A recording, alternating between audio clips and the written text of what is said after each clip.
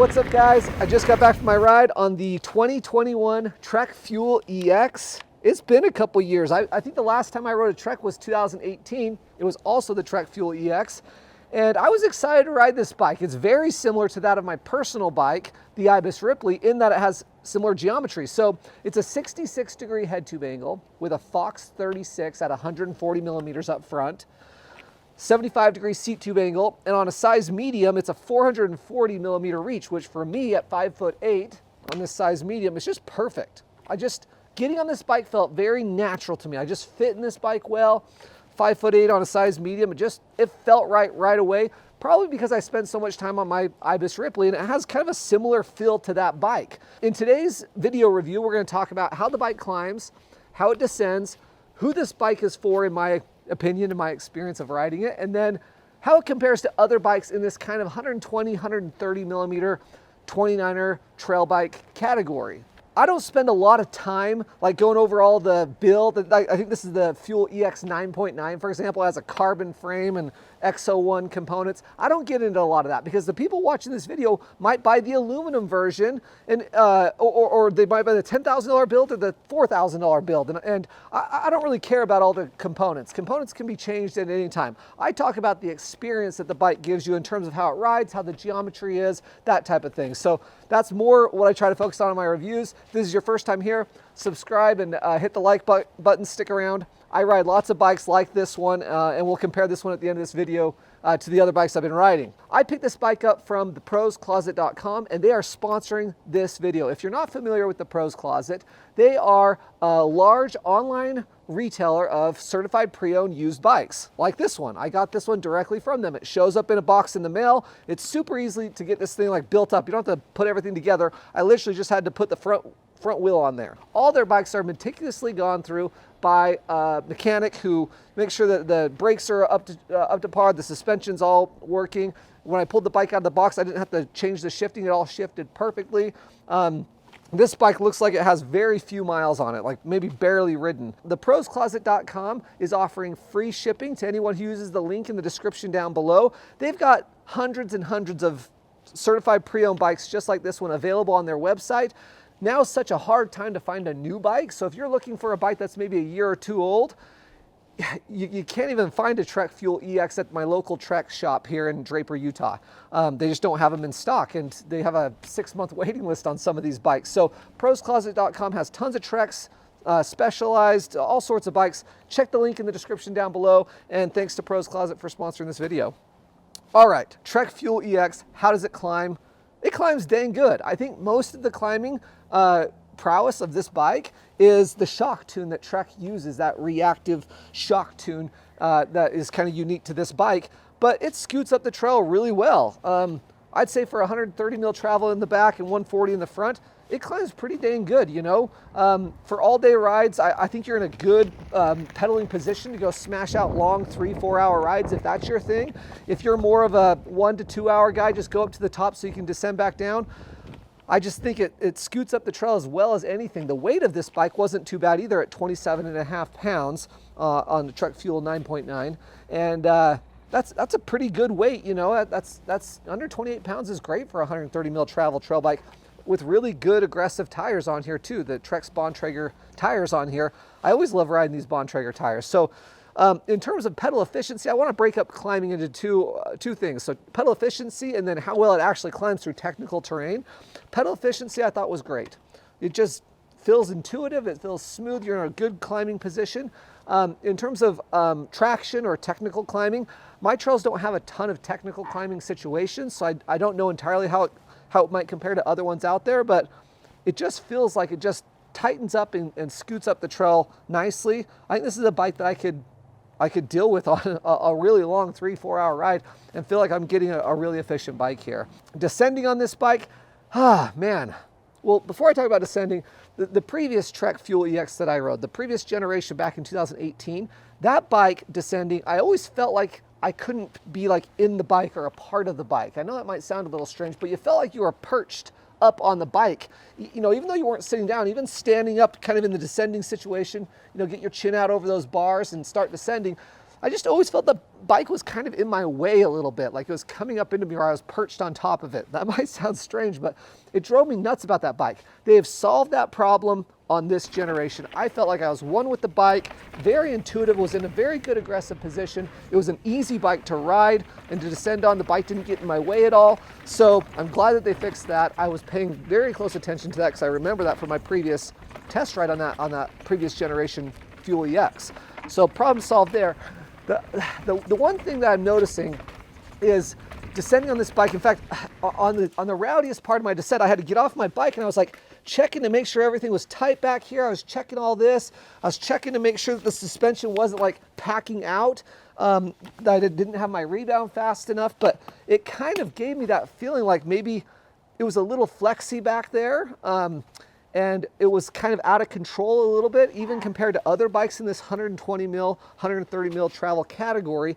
I ride all these bikes and do these video reviews on the same trails, so I have a good idea of how this bike kind of should act, what the trail manner should be. And it just felt like that rear end was getting overwhelmed. The Fox 36 up front was awesome. In fact, it made me think, geez, what have I been doing with a Fox 34 on my Ripley this whole time? The Fox 36 was great, buttery smooth. The 66-degree head tube angle for descending, I think, for this type of bike is just great. It's just very easy to ride. It's a lot of fun. It's smooth up there. But that rear end, especially through those repeated chattery sections of trail, that kind of 8-inch to 1.5 foot chattery sections of rocky trail, it just felt like it was getting a little overwhelmed back there. I've ridden this bike a couple days now. I've had it for almost 2 weeks now, so I've been riding it quite a bit. And as much as I've messed with the air pressure and the rebound, I get that kind of packing out type sensation a little bit, and or that something even might be loose back there. But trust me, I have been messing with this, and I don't know, man. I remember on the previous Trek that I rode also sometimes under severe braking, like when you're really hammering those brakes hard before you get into a turn, you feel like that back end kind of tighten up and get a little chattery. I don't know if that's just something with the way Trek's suspension is or what, but I didn't love it. I gotta tell you, I didn't love that. Now when we got down to the smoother sections of trails that are more like how you see most people's trails, kind of like those blue style trails that have rocks and stuff in the trail, but not repeated 8-inch to 1.5 foot, chattery sections of not drops, but chunky sections. Once I got into the smoother buff trails, the bike was awesome. It was easy to ride, just like my Ripley. Very easy bike to ride. It's very accessible to probably most riders. Turning was easy if you got off the back and were kind of lazy, or if you loaded up the front and kind of got good technique with your chin over the bars and really getting through those turns. I thought it was awesome, a lot of fun, very zippy bike, very easy to get in and out of the turns. It was very rewarding on that type of a trail, and it was a lot of fun. In that aspect, it kind of reminded me a little bit of my Ripley, honestly. Yeah, so who's this bike for? That's a tough one for me to tell you if I'm being 100% honest. I know they offer aluminum versions that are more affordable, so maybe that would be interesting to some people, but I just cannot see myself telling one of my buddies, dude, I rode the Trek Fuel EX 9.9. It's a $9,000 bike. It was killer. You should go buy it. I just don't see myself doing that. There's so many good bikes in this space right now. I recently rode the Specialized Stump Jumper. I could definitely recommend that 130 millimeter bike over this one. Everything about that bike, in my opinion, trumped this one. My personal bike, the Ibis Ripley, I would tell my buddy to go get the Ripley. The new Pivot Trail 429, same thing. I would say, you ought to give those a ride before you pull the trigger on that Trek if that's what you got your heart set on, because I think they're better bikes. I know that the Ripley and the Trail 429 climb better than this guy. Not that this is bad, but those ones you feel really, I think they climb better. I'd say it maybe climbs similar to the Stumpy, although I think the Stump Jumper, that Specialized Stump Jumper, might climb a little better too. But it still climbs well. It probably climbs a little better than the Santa Cruz Tallboy, in my experience. Probably a little better than the Evil Following. And, and it feels easier to ride than the Transition Spur. This is a little less demanding than the Transition Spur, a little less demanding, than maybe the Yeti SB130. Now the SB130 is an interesting one, and I don't want to belabor this as I compare this bike to other bikes. I don't want to belabor this too much, but even though the Yeti SB130 has 130 millimeters of travel in the rear, it definitely feels like a click above this bike in terms of capability and stability. Descending on this bike, I wouldn't say it has any more stability than my Ibis Ripley. In fact, maybe even a little less, honestly. And you know, the Santa Cruz Tallboy, for example, is kind of in the same category. Definitely more stable and controlled, damp filling bike on the descents, right? So, man, I hate to say it, and I'm glad, you know, I'm glad I'm not sponsored by Trek or something, because I'd be feeling at odds telling you this, but this is a bike I'd probably pass on personally. I didn't love it. I think it's a good bike for someone who just needs to get out and ride maybe, and doesn't really care about getting the most out of the bike, and that's fine too. In terms of fun, like I could own this bike and it could be my only bike and it'd get me out on the trails, and that would be fine. But if you're gonna spend this kind of money that this is asking for, I think there's other bikes that are better. I've looked on the proscloset.com on their website. There's other bikes in this category that are on their website that I think are maybe a little better option. I hate to give it a bad review. This sounds like a bad review, but it'll get you out on the trail, it'll get you mountain biking. I think there's better bikes out there for the money. And geez, I guess there's a chance I got a bad one, but everything seems right to me. So I don't know what's going on, but it felt a little clunky on the downhill, and I just think there's better bikes out there for the money.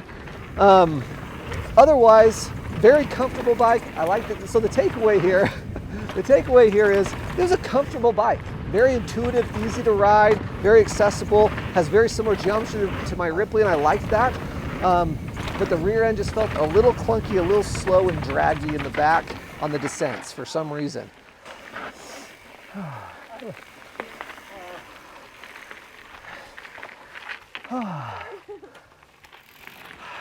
Nice. Dude, the back feels not good.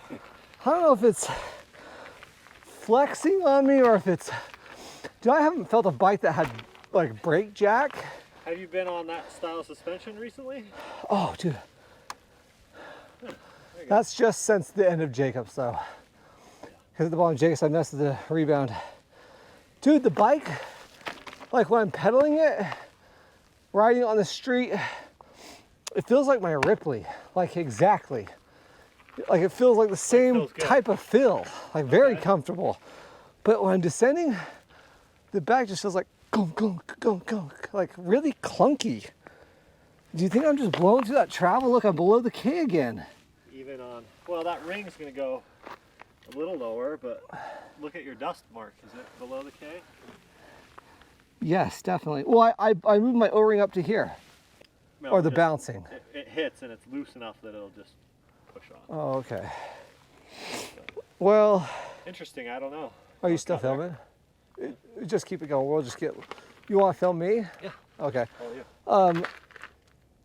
When I said the sag last night, it was like I almost thought like I wonder if I have too much air, but I don't. I definitely. Sit on it. You're at like 30%.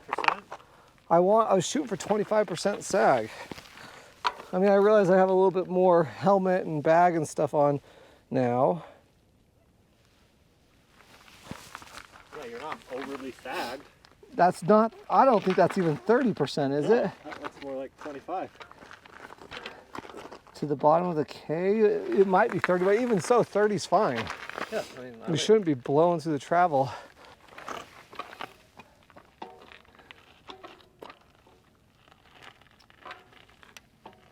I don't know if the rear end's flexing on me or what. I'm like trying to pay attention to it, but all right, let's just get this back to home.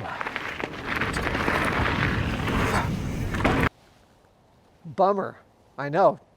I've spent a couple days on it now hoping it would get a little bit better, but it just didn't. So yeah, check out my other reviews that are in this category. I recently did the Stump Jumper, as I mentioned, Ibis Ripley, Trail 429, Santa Cruz Tallboy. There's lots of good options. Check out theproscloset.com, who sponsored today's video. Without sponsors like them, I'm unable to keep doing videos like this. So thanks for watching, and head over to theproscloset.com and check out their huge inventory of certified pre-owned bikes. I hope you guys have enjoyed today's video. The Trek Fuel EX was a little bit of a letdown for me. Again, it will get you out on the trail, it'll get you riding, and it'll make you happy because you'll be out riding. I just think there's better bikes out there for the money, in my experience. So I hope you liked today's video. Hit the subscribe button. A lot of you don't know this, but more than 70% of my viewers are unsubscribed. I don't bombard you with a lot of videos. I only post every other week, so 2 videos a month is it. Subscribe, stick it in your library there so you know where to find me, and it will really help promote my channel and help support what I'm doing, so I would appreciate that. We'll see you in the next one. Thanks, guys.